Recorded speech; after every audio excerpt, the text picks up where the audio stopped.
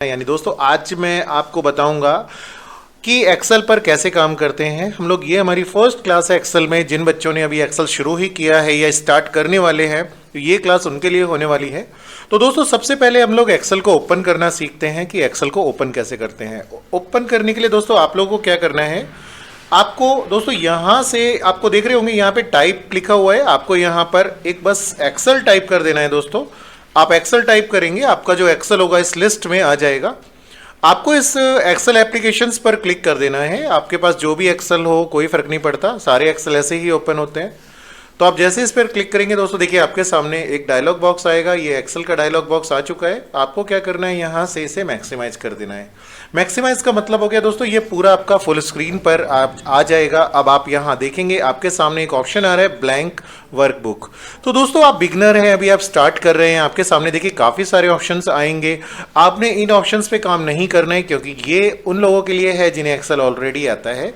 दोस्तों ये सारे बने हुए ऑलरेडी प्रोजेक्ट्स हैं हमारे। तो आपको क्या करना है, आप ब्लैंक वर्कशीट पर क्लिक कर देंगे जिससे कि आप एक नया प्रोजेक्ट बना सकें। अब दोस्तों आप देखेंगे आपके सामने माइक्रोसॉफ्ट एक्सेल का इंटरफेस आ चुका है। माइक्रोसॉफ्ट एक्सेल आपका कुछ ऐसा दिखाई देता है।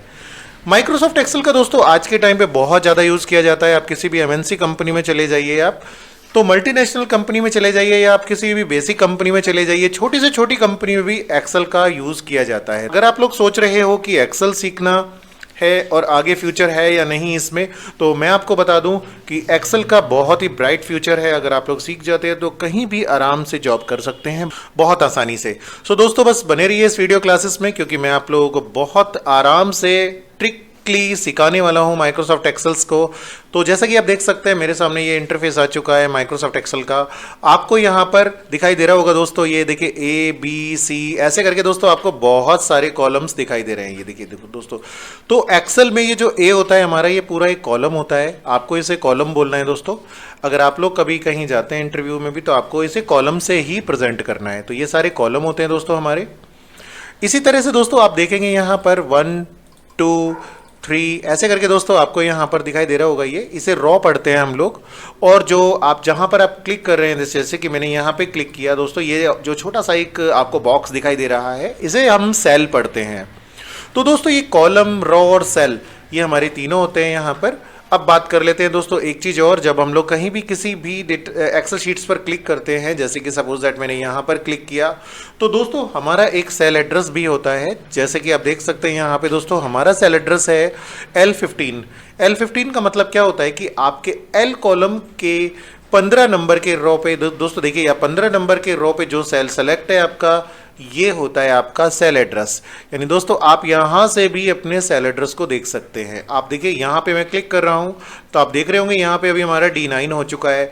यहाँ पे मैं क्लिक कर रहा हूँ तो ये हमारा G4 हो चुका है। तो दोस्तों ये हमारा सेल एड्रेस होता है। यहाँ पे कॉलम और रो जब एक साथ बताए जाते हैं दोस्तों उसे हम सेल एड्रेस कहते हैं। अब दोस्तों बात कर लेते हैं यहाँ पे कि हमारे पास टोटल रॉ कितने होते हैं। दोस्तों अगर आप ऐसे नीचे जाएंगे दोस्तों देखिए अब बहुत सारे रॉ होते हैं, तो इसका कोई ना कोई नंबर तो होगा। तो दोस्तों मैं आपको बता देता हूँ माइक्रोसॉफ्ट एक्सेल की एक शीट में हमारे टोटल 10,48,576 रॉ होते हैं। आप इसे चेक भी कर सकते हैं। आप यहाँ पे कर्सर क्लिक कीजिए और उसके बाद कंट्रोल दबा करके डाउन एरो प्रेस कर दीजिए तो आप देखेंगे नीचे लास्ट में चला जाएगा हमारा कर्सर। आप देख सकते हैं लास्ट में यहाँ लिखा हुआ है सामने 10,48,576। तो दोस्तों एक शीट में हमारी जो रॉ होते हैं वो 10,48,576 होते हैं। अब दोस्तों क्या करते हैं, कंट्रोल दबा करके हम अप एरो कर देते हैं कीबोर्ड से। तो अब हम ऊपर आ गए दोस्तों। अब हम बात कर लेते हैं कॉलम्स की। दोस्तों कंट्रोल दबा करके जब हम राइट एरो प्रेस करते हैं तो देखिए हमारा यहाँ पे लास्ट का कॉलम यहाँ आ चुका है। दोस्तों ये देखिए ये होता है हमारा लास्ट कॉलम XFD। अब दोस्तों ये कितना होता है हमारा, तो दोस्तों एक एक्सेल की शीट में हमारे जो कॉलम होते हैं वो होते हैं 16,384। एक बार देख लेते हैं दोस्तों, अगर जानना चाहें कि भाई हम यहाँ फॉर्मूले से जाने, क्योंकि यहाँ पे लिखा हुआ है XFD। अब XFD को मैं समझ नहीं पा रहा हूँ या कोई और, जैसे आप लोग अभी फ्रेशर हैं दोस्तों तो आप लोगों को समझ में नहीं आएगा ये भाई ये कितने नंबर का कॉलम है।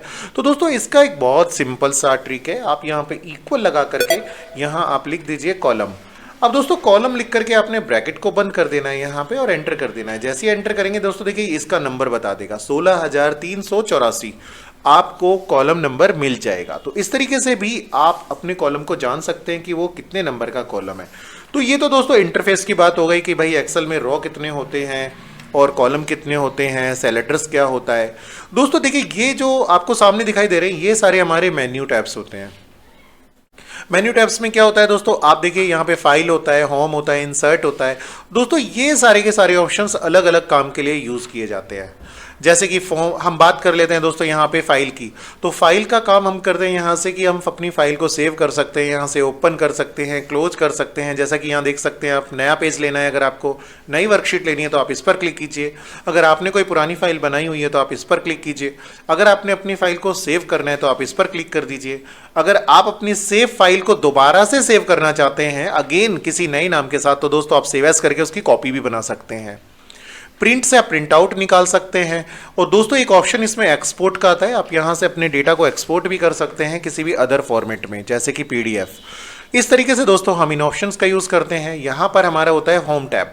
दोस्तों होम टैब के अंदर हमारे कई सारे सेक्शंस होते हैं, जैसे कि clipboard section, font section, alignment section, number section, style section, cell section और एडिटिंग सेक्शन।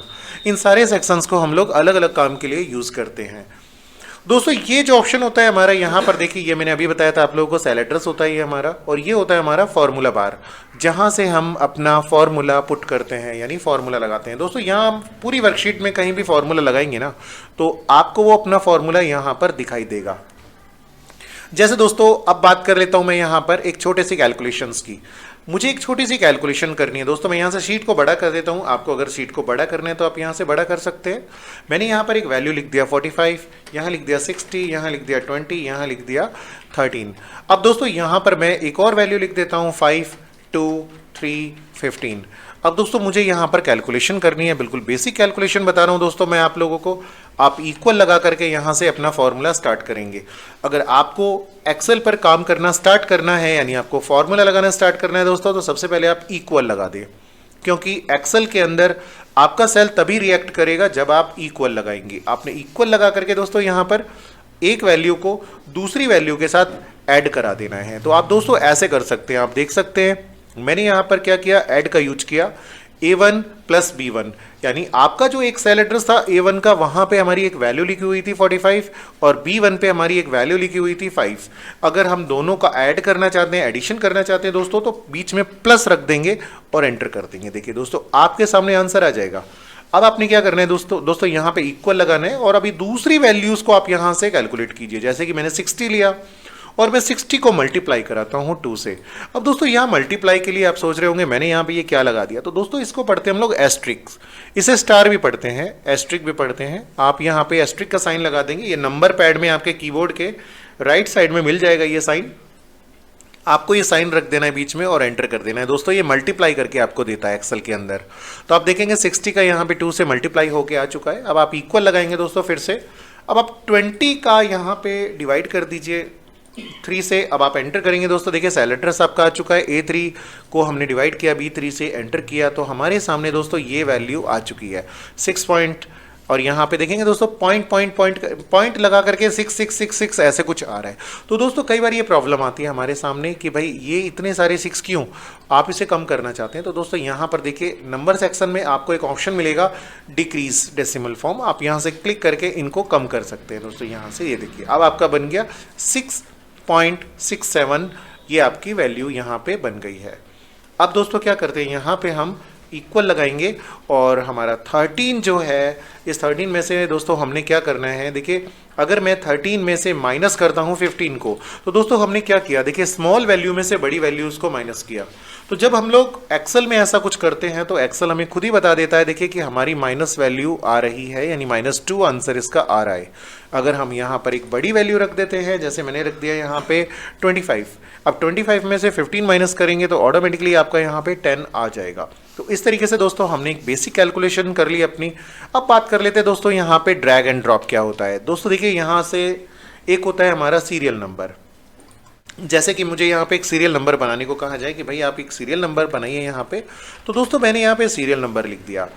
अब दोस्तों यहाँ पे आप देख सकते हैं मैंने यहाँ पे दोनों लिख दिए हैं। आपको क्या करना है, दोनों को सेलेक्ट करना है और दोनों को सेलेक्ट करके आप इसे नीचे यहाँ से लास्ट में देखेंगे दोस्तों, यहाँ पर एक ऑप्शन आ रहा है, ये रहा छोटा सा।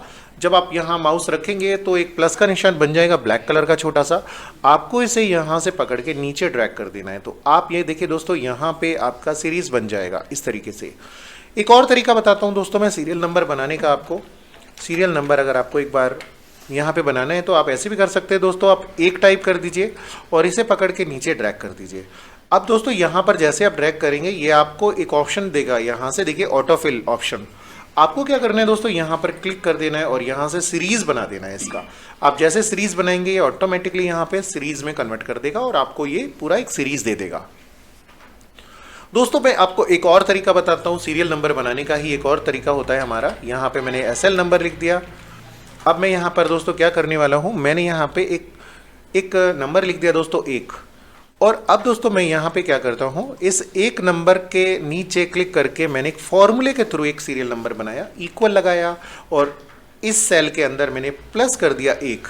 यानी आप दोस्तों देख सकते हैं मैंने क्या किया, G2 वाले सेल एड्रेस में +1 करा दिया है। अब जब +1 कराएंगे, एक में एक को ऐड कराएंगे तो हमारा 2 तो आना ही है, यहाँ पे हमारा 2 आ जाएगा।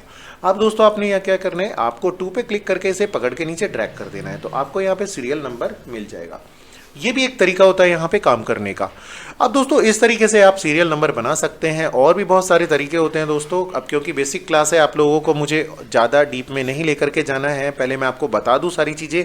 उसके बाद दोस्तों इसका मैं नेक्स्ट पार्ट लेकर के आऊँगा और वो आप देखना, उसके आगे मैं आपको धीरे धीरे लेकर के चलूँगा। तो टोटल मैं कोशिश करूँगा आप लोगों को टोटल 15 क्लासेस प्रोवाइड करूँ इसकी एडवांस तक। तो आप जरूर इसे सब्सक्राइब कर लीजिए हमारे चैनल को, क्योंकि यहाँ से अगर आप लोग ये करते हैं, ये क्लासेस ले लेते हैं दोस्तों, तो आप एडवांस नॉलेज आपकी होनी ही है एक्सेल के अंदर।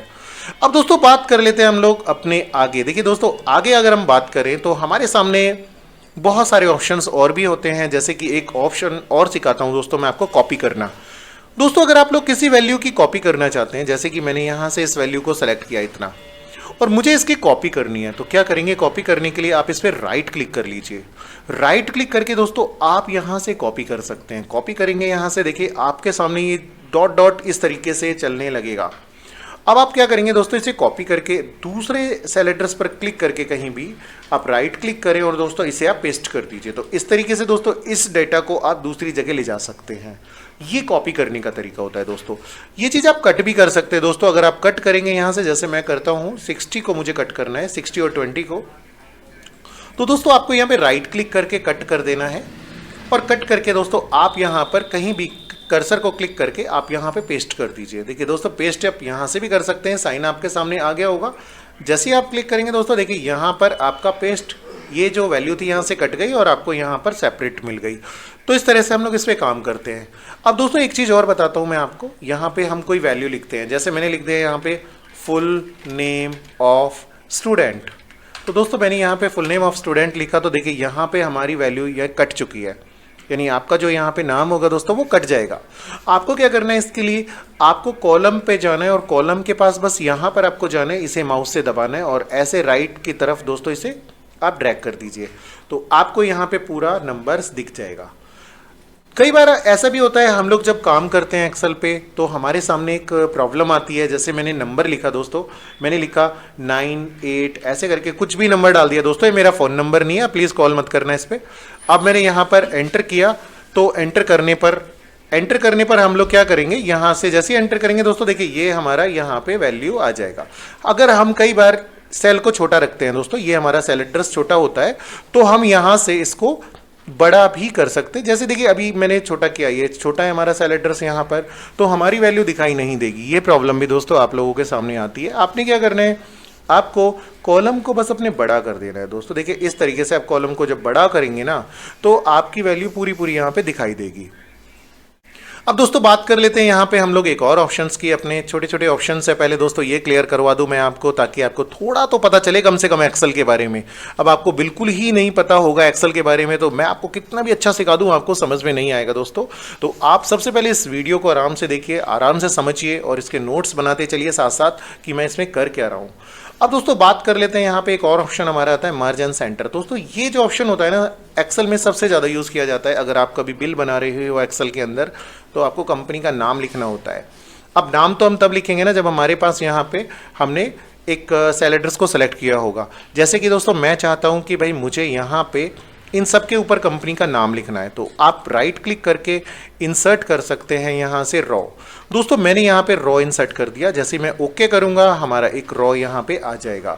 अब हम क्या करते हैं, यहाँ से इसे सेलेक्ट करके इसे कर देते हैं मर्ज एंड सेंटर, जिससे कि ये पूरा मर्ज हो जाए। अब तो दोस्तों ये फर्स्ट क्लास थी हमारी, अगर आप लोग इतना कर लेते हैं तो आप लोगों को दोस्तों बहुत आसान हो जाएगा आप लोगों के लिए एक्सेल। तो दोस्तों मिलते हैं अगली वीडियोज़ में। Thank you so much. और अभी तक अगर आप लोगों ने हमारे चैनल को सब्सक्राइब नहीं किया है तो सब्सक्राइब कर लेंगे।